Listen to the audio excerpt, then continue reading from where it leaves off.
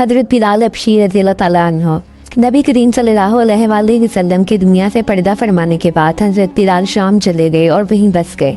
ایک عرصے کے بعد خواب میں نبی پاک کی زیارت ہوئی اور فرمایا، بلال مجھے ملنا کیوں چھوڑ دیا؟ آنکھ کھلتے ہی مدینہ کے لیے روانہ ہو گئے۔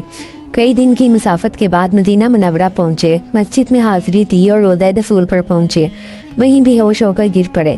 اہل مدینہ نے کہا، ایک بار پھر وہی اذان سنا دیں، سرکار کے زمانے والی۔ معذرت کی کہ اب مجھ سے برداشت نہیں ہوگا۔ لوگوں نے حسنین کے رحمین سے کہلوایا، اب انکار ناممکن تھا۔ اذان شروع کی تو اہل مدینہ رو پڑے، دل قابو میں نہ رہے۔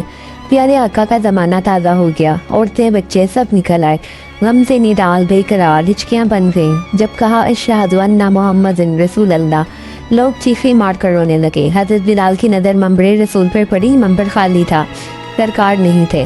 خالی منبر دیکھ کر گرے، بے ہوش ہو گئے، اذان مکمل نہ کر سکے۔ ہوش میں آئے تو اٹھے اور روتے ہوئے شام کی طرف روانہ ہو گئے۔ یا اللہ، ان جیسی محبت ہمارے دلوں میں بھی بھر دے، آمین۔